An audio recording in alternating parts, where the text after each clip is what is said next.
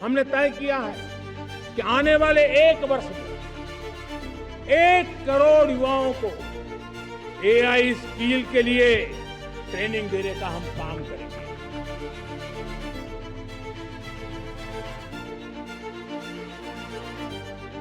अस्त्र शस्त्र की तरफ काम करना है, सैन्य बलों का सामर्थ्य बढ़ाना है, लेकिन साथ साथ नागरिकों को भी तैयार करना होगा। हमने तय किया है कि आने वाले 1 वर्ष में 1 करोड़ युवाओं को एआई स्किल के लिए ट्रेनिंग देने का हम काम करेंगे, ताकि हमारा देश का नौजवान एआई की दुनिया में भी नेतृत्व करने का सामर्थ्य हमारे मध्यम वर्गीय परिवारों के सामने एक बहुत बड़ा बोझ बन चुका है। कोचिंग क्लासेस की स्पर्धा, हर माँ बाप को लग रहा है कि कोचिंग क्लास में बच्चे को नहीं भेजा तो हम प्रतिष्ठित परिवार नहीं है। इन गरीब और मिडिल क्लास परिवारों की हम चिंता करते हुए हजारों करोड़ रुपए का उनका खर्च है वो भी बचे, बेटे भी अपने आसपास रह सके, उनकी देखभाल हो सके, परिवार पर आर्थिक बोझ न आए। और इसलिए हमने युवाओं के लिए विभिन्न परीक्षाओं की फ्री ऑनलाइन कोचिंग हमने करने का निर्णय किया है। डिजिटल पब्लिक इंफ्रास्ट्रक्चर है, हमारे पास उत्तम टैलेंट है, टीचर्स हैं, उन संसाधनों को जोड़ करके हम देश के नौजवानों को फ्री कोचिंग देने का एक पूरा नेटवर्क हम खड़ा करने वाले हैं। बदलते हुए समय में अस्त्र शस्त्र की तरफ काम करना है, सैन्य बलों का सामर्थ्य बढ़ाना है, लेकिन साथ साथ नागरिकों को भी तैयार करना होगा। पिछली शताब्दी के युद्धों के अनुरूप जो सिविल डिफेंस की व्यवस्थाएं हमारे देश में विकसित हुई है वो कालबाह्य हो चुकी है, और इसलिए मैं आज लाल किले से घोषणा कर रहा हूं कि हम आने वाले दिनों में सिविल डिफेंस का एक वाइब्रेंट नेटवर्क खड़ा करेंगे, आधुनिक व्यवस्थाओं से उनको परिचित कराएंगे, आधुनिक संकटों से नागरिकों को रक्षा करने की क्या व्यवस्था हो सकती है, एक बहुत बड़ा वॉलेंटरी फोर्स सिविल डिफेंस का आधुनिक चुनौतियों को पार करने वाला। हमने तय किया है कि 2036 में जो ओलंपिक होगा, हम चाहते हैं कि वो भारत में हो, लेकिन 2036 में जिन विधाओं में आज भारत खेलता नहीं है, जिन विधाओं में भारत क्वालिफाई नहीं करता है, जिन स्पर्धाओं में भारत ने छोड़ के रखा है, 3/4 हिस्सा हमारे इंतजार कर रहा है, भारत उस पर बल देगा। और इसके लिए हम टैलेंट हंट का एक अभियान भी चलाना चाहते हैं।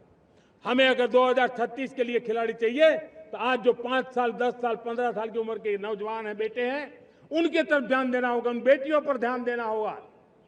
और इसलिए 5 से 15 उम्र के बच्चों में खेल प्रतिभा ढूंढने के लिए गांव-गांव, शहर-शहर, स्कूल-स्कूल एक टैलेंट हंट का अभियान चलाया जाएगा। बच्चों की प्रतिभा को देखा जाएगा और फिर उनको स्पेशल ट्रेनिंग दे करके देश के लिए खेलने वाले अच्छे खिलाड़ी बनाए जाएंगे। देश आजाद होने के बाद विश्व में तो सेमीकंडक्टर की चर्चा हो चुकी थी, हमारे यहां भी बातें होती थी, लेकिन सेमीकंडक्टर का कोई बड़ा प्लान हम आगे नहीं बढ़ा पाए। और आज स्थिति क्या है? आज की डिजिटल दुनिया में, आज की टेक्नोलॉजी में चिप का महात्म्य हम समझते हैं। कोई भी इलेक्ट्रॉनिक गुड्स होगा, हमारे मेडिकल इक्विपमेंट होंगे, हमारे ट्रांसपोर्ट के रास्ते होंगे, हर किसी में चिप अनिवार्य है। और इस चिप के बिना दुनिया थम जाए ऐसी स्थिति पैदा हो। और इसलिए भारत ने आत्मनिर्भर होने की दिशा में अपना सेमीकंडक्टर प्लान, बड़ा सेमीकंडक्टर प्लान, 3 सेमीकंडक्टर प्लांट शुरू हो चुके हैं। और मुझे बताया गया है कि वहां जो प्रोडक्शन हो रहा है वो एक्सपोर्ट होना शुरू हो चुका है। और मैं देशवासियों को कहना चाहता हूं आने वाले 7-8 वर्ष में और 5, 7 या 8 सेमीकंडक्टर प्लांट बहुत ही जल्द शुरू होने वाले। एनर्जी सिक्योरिटी ये हमारे समय की मांग है और इसलिए हमने पहले से ही उस दिशा में एक के बाद एक मजबूत कदम उठाए हैं।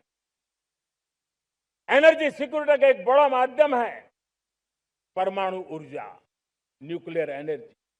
हमने पार्लियामेंट में शांति एक्ट पास कर करके एक नए लक्ष्य तरफ जाने का रास्ता तय कर लिया है। 2047 तक हम 100 गीगावाट न्यूक्लियर पावर का लक्ष्य लेकर के चल रहे हैं। इसी एक दशक में हम 5 नए न्यूक्लियर रिएक्टर शुरू करने का लक्ष्य लेकर के चल रहे हैं। इस वर्ष भारत ने फास्ट ब्रीडर न्यूक्लियर टेक्नोलॉजी में महारत हासिल करके एक अहम पड़ाव पार किया है और उसके कारण परमाणु ईंधन में आत्मनिर्भर बनने की दिशा में हमें एक बहुत बड़ा सफलता का कदम हमने रखा है।